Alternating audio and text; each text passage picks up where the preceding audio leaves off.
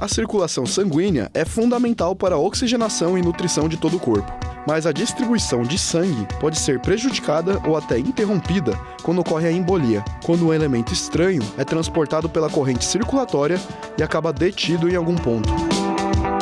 As embolias podem ser provocadas por êmbolos sólidos, líquidos ou gasosos e afetar diferentes partes do corpo, trazendo consequências como a trombose e a embolia pulmonar, por exemplo.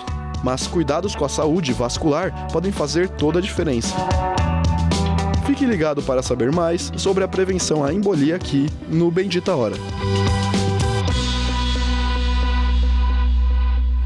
Minha gente, olha só, quando eu cheguei até os meus 30 anos, eu não tinha nenhum tipo de preocupação em relação à minha parte nas artérias, pulmonar, nada. Comia de tudo, não estava nem aí, tá tudo bem. Enquanto você é novinho, tá tudo certo. Mas eram outros tempos, também não havia ainda a pandemia do Covid-19 que a gente teve. Mas ultimamente a gente está ouvindo tanta coisa, pessoas muito novas tendo tipos de infartos, pessoas que estão tendo vários problemas aí nessas áreas aí que tem a ver com essa embolia. Por isso, para a gente falar um pouquinho, esclarecer dúvidas e nos prevenir, eu tenho uma honra de ter aqui no programa Bendita Hora, aqui comigo, o Dr. Vinícius Bertoldi, que ele é angiologista e cirurgião vascular. Doutor Vinícius, é um prazer, uma alegria muito grande tê-lo aqui. O prazer é meu, obrigado, boa tarde, padre, boa tarde a todos que estão em casa. O assunto é muito interessante, tem muita coisa para ser falado, né? O tempo é curto, então a gente vai tentar abranger da melhor forma possível, mas o tema é extremamente relevante mesmo. Legal. Doutor, então já vamos logo nesse assunto, né? Essa embolia, a gente teve essa introdução, mas assim, de uma maneira bem popular, ela tem uma explicação para a gente entender. Nós temos muitas artérias, nós temos veias que percorrem o nosso corpo todinho. E algumas são muito importantíssimas, né? O que seria, então, num caso, essa embolia de uma maneira muito popular para o nosso povo entender? O que ela é, qual é o perigo dela? Sim. Quando a gente fala em embolia no sistema cardiovascular, a gente tem que pensar que embolia é qualquer material que está na corrente sanguínea que vai levar ao entupimento de algum vaso no corpo, seja a artéria ou seja a veia, né? Então, é importante entender que a embolia, esse êmbolo, é esse material que ele é gerado em algum outro local e vai causar um entupimento em outro, pode ser mais distante ou perto, sim, mas não é gerado ali. Porque você tem a trombose. A trombose, às vezes, é o vaso que forma o coágulo e o entupimento no próprio local. O êmbolo não, ele é gerado em algum local, por exemplo, o êmbolo arterial, principalmente ele é gerado lá no coração, ele é expulso na circulação, até ele achar um vaso com calibre menor do que ele vai causar uma impactação e obstruir o fluxo a partir dali. E como eu disse, ela pode ser tanto no sistema venoso, nas veias, como no sistema arterial. E cada um vai ter uma repercussão diferente, né, de acordo com o local onde foi causada essa embolia, levando a essa falta de circulação. Então a gente percebe que um dos elementos, os elementos causadores dessa embolia são algo externo que nós ou consumimos, ou por algum hábito, ou até por alguma hereditariedade, doutor? Exatamente. Quando a gente pensa, por exemplo, na principal causa de embolia no território venoso é a formação de trombos na perna. Por exemplo, que ocorre que as pessoas têm muito medo quando vai viajar de avião, que fala, puxa, tive uma trombose no sistema venoso. Isso se forma um trombo, né, que é o sangue na sua forma coagulada, então ele é mais duro, e ele pode se desprender, cair na circulação e causar uma embolia pulmonar. Então, nesse caso, veja que o material o trombo é do próprio organismo. Né? E nas artérias também, pode ser formado pequenos trombos que vai causar embolia. Porém, às vezes, né, a gente tem embolias, como foi mostrado, gasosa, né, que é o próprio ar. Isso a gente vê muito, por exemplo, em mergulhadores, que mergulham profundamente e não tem aquela descompressão adequada. Né? Então a gente pode ter esses outros materiais causando algum tipo de embolia. Olha, gente, que sensacional a explicação do Dr. Vinícius Bertoldi, hein? Ó, o assunto, você reparou que é um assunto de ponta que está muito correlacionado à vida de todos nós. Então, como nós estamos na era da prevenção, já nós vamos entrar também nesse setor. O que fazer, né, para nos prevenir, se tem tratamento, como tudo isso direitinho, com o doutor aqui. Mas antes, doutor, nós também vamos falar aqui de um produto que é um suplemento que está ajudando a salvar muitas vidas de uma outra maneira, viu? Olha, o padre que está batendo um papo aqui com o doutor Vinícius e nós estamos falando sobre os problemas de embolia, entendendo isso, né? As causas, ele já explicou aqui já para nós uma das causas que pode levar. Doutor, essa embolia, elas são... Claro, a gente antes do programa fizemos aqui uma brincadeira, dizendo que, mas em qual idade isso é mais comum? Claro que eu acho que deve ter uma tendência no quadro da idade de algum ser humano, né? É mais comum isso, tanto em homens quanto mulheres, ou próximo a partir de que idade isso fica talvez mais preocupante? Eu acredito que em todas as idades pode ter, mas em alguma idade é mais perigoso isso, doutor? Quando a gente fala da embolia, a gente tem que pensar, a gente dividir, como eu falei para o senhor. A embolia arterial ela tem algumas causas e a venosa tem outras. Quando a gente fala de embolia arterial, aquela que acomete o sistema arterial, que leva o sangue, então assim, quando o sangue é oxigenado com nutrientes vai ser levado para algum lugar, são as artérias, sai diretamente do coração. Nesses casos, há uma predileção a quem sofre doenças do coração, como quem já sofreu infarto, quem já tem insuficiência cardíaca, que é a dificuldade do sangue circular. Esses pacientes têm uma predisposição maior. E esse tipo de pacientes geralmente são idosos, né? Predileção por homens. A mulher ela tem menos risco até uma certa idade de ter doenças do coração, porque ela é protegida pelas questões hormonais.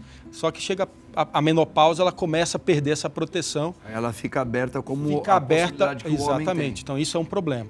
Então nesse tipo de pacientes hipertensos, que têm um colesterol alto, diabéticos, tabagistas que fumam, esses pacientes têm uma propensão maior a desenvolver essas doenças do coração. E o coração lesado, ele favorece a criação de coágulos que pode causar a embolia, que é a principal fonte emboligênica arterial, é o coração. Então, geralmente, o paciente já tem uma doença de base, ele tem uma arritmia, ou ele tem um infarto, ou ele tem insuficiência cardíaca. Essas lesões favorecem a formação no coração por dificuldade ou falha de contração a formar pequenos coágulos. E esses coágulos são expulsos na circulação, causando a embolia. Né? Tá vendo? Então isso é importante. Importante. Olha que bela explicação do doutor, tá vendo, gente? Então, na verdade, todo mundo tá aí perigando, hein? Mas principalmente aí essa rapaziada aí que come errado, fuma, já tem uma tendência com probleminha de coração hereditário. Doutor, nós temos agora aqui, você já ouviu falar sobre embolia cerebral? Tem um VTzinho, é isso ou é uma pergunta? Dá uma olhada aí. Quando o assunto é embolia, muitas pessoas já associam esse problema ao pulmão, a famosa embolia pulmonar. Mas você já ouviu falar em embolia cerebral? A embolia cerebral é um tipo de AVC isquêmico. Acontece quando o bloqueio de uma artéria que faz o aporte do sangue priva este fluxo sanguíneo. Porém, nem toda embolia cerebral pode ocasionar um AVC. Se o êmbolo se desfizer entre 15 e 30 minutos de forma espontânea, ele é chamado de acidente isquêmico transitório. A melhor maneira de evitar é com a mudança de hábitos como, por exemplo, não fumar, se alimentar melhor, fazer exercícios físicos, controlar a pressão arterial, o diabetes e o colesterol. Se porventura você sentir sintomas como dificuldade na fala ou na percepção de palavras, caminhar com dificuldade, diminuição de sensibilidade e também dos movimentos, busque imediatamente um médico. Até porque, quanto mais cedo procurar ajuda, identificar a alteração, maiores são as chances de recuperação. Cuide de sua saúde. Olha aí, doutor, essa embolia cerebral, eu já fiquei com as antenas ligadas. Você começou a falar meio mole, você começou a sentir mais dificuldade para caminhar, né? Fumante. Ei, você que fuma aí, já são os primeiros sinais que isso pode levar ou está acontecendo uma embolia cerebral, doutor? Sim, os sintomas, né, de quem está sofrendo um AVC, porque a embolia, na verdade, nada mais é do que o fenômeno que leva ao entupimento da circulação. E quando aquela circulação ela é suprimida, aí você tem uma diminuição do aporte de oxigenação para o cérebro, e aí você começa a ter as lesões no parênquima cerebral. E aí você vê um sintoma, que é justamente isso. Às vezes a fala enrolada, às vezes a pessoa que tem um desmaio, ou começa a perder força, tanto nas pernas como nas mãos. Isso é um sinal de AVC, causado, aí, no caso, por uma embolia. Então, na verdade, o AVC é o quê? A falta de sangue numa determinada área do cérebro, causado geralmente por esse êmbolo que entope a circulação específica daquele lugar. Então varia muito. Então, se a pessoa for em uma determinada área, pode afetar o movimento da mão. Se for em outra área, o movimento das pernas. Se for em alguma área, fala. Se for em outra área, visão. Então depende muito do território afetado. Sim. Um conceito muito importante do ataque isquêmico transitório, esse ataque isquêmico transitório é quando o paciente ele reverte os sintomas em poucas horas. Mas já é um alerta. Né? Ele teve um azar de ocorrer aquilo com ele, mas uma sorte de chamar atenção para algum problema que pode ser tratado sem deixar ainda uma sequela. Isso é muito importante. E outra coisa muito importante conceitualmente é de onde vem esse êmbolo que causa isso. De onde vem? Exatamente. Uma boa parte chama da doença carotídea. A gente possui umas artérias chamadas carótidas, estão aqui no pescoço, né, que ela pode formar placas nela. Sim. E essas placas podem formar pequenos êmbolos e esses êmbolos soltar na circulação e causar uma embolia lá dentro do cérebro, né, e que é uma das principais causas de AVC. Sim. Isso se faz, muitas vezes, esse é silencioso o crescimento dessas placas na carótida. Sim. Então é por isso que é muito importante, né, isso dentro da Sociedade Brasileira de Cirurgia Vascular, a gente faz campanhas de conscientização, campanhas do check-up vascular, que muitas vezes a pessoa já tem uma obstrução importante, mas só vai detectar com o exame. Se ela esperar acontecer, é o famoso melhor prevenir que remediar, é muito pior. Então chama atenção para pacientes acima de 50 anos que têm fatores de risco, como pressão alta, tabagismo, colesterol alto, diabetes, procurar um cirurgião vascular, um cardiologista, para poder fazer uma investigação, um check-up mais adequado. Tá vendo, gente? Não é apenas o exame de sangue que você costuma fazer. Ali tem que fazer outros tipos de exames, que nem essa daqui com o doutor. Como é que chama mesmo, doutor? O exame das carótidas é o que a gente chama, o exame mais simples para ser feito, que dá bons resultados, é o Doppler de carótidas. E aí o seu cardiologista ou o seu cirurgião vascular, ao te examinar, não é para todo mundo. Sim. Chegar uma criança de 10 anos, um adolescente, não vai vai sair pedindo para todo mundo, mas a gente sabe identificar aquele público-alvo, né? Aquele paciente que tem mais risco. Maravilhoso, tá vendo, gente? Vai anotando tudo isso daí para você se prevenir. Olha, gente, voltemos aqui, vamos aqui voltar aqui falar com o doutor, aproveitar que ele está aqui. Momentos de prevenção. Doutor, então, a questão toda aí é a gente entender que se prevenir é bom demais, né, doutor? Então, é claro, a gente já sabe, a gente traz muitas pessoas aqui também, doutor Vinícius, que falam sobre nutrição, que falam muita importância da gente reeducar a nossa alimentação, né? E também esses vícios, o vício do tabagismo, fazer esportes, tudo mais, isso aí. Então, isso aí são um dos pontos muito importantes. Eu queria abrir uma questão bem rapidinho com o senhor. A gente sabe que tem alguns casos, vem ocorrendo, alguns casos não são direto, de pessoas que fazem academia, passam mal durante um treino e às vezes chega até a óbito. Claro, a academia deveria sempre pedir um diagnóstico sobre a parte da saúde daquela pessoa que vai treinar, né, doutor? Porque às vezes ela pode estar bem musculosinho, tá legal, tal, mas ele já traz talvez alguma hereditariedade, algum probleminha, que isso tem que ser verificado, né, doutor? Sem dúvida, né? A atividade física, ela tem que ser acompanhada ou precedida de uma avaliação médica na maior parte das vezes.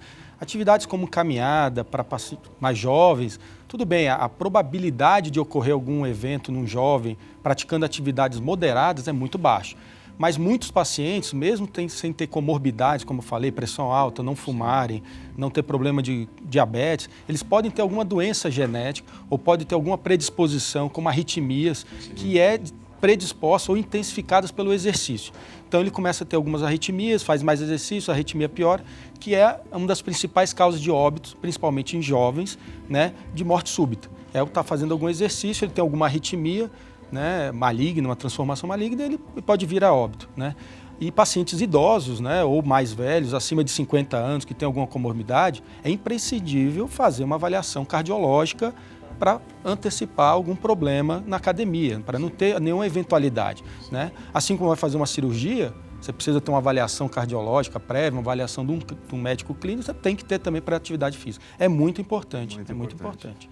Doutor Vinícius, nosso tempo, como o senhor mesmo falou no comecinho, é tão curtinho, né? E esse assunto é um assunto que a gente estenderia. Eu tenho certeza que o senhor também nos daria outras informações muito importantes a respeito desse assunto. Mas eu acredito que nem outros que já vieram aqui, teremos uma próxima oportunidade. Fica à vontade. Muito grato. Vai ser um prazer. Pelas suas explicações que o senhor deu aqui para todos nós. Obrigado, doutor. Obrigado. Um abraço. Isso, até a próxima, se Deus quiser.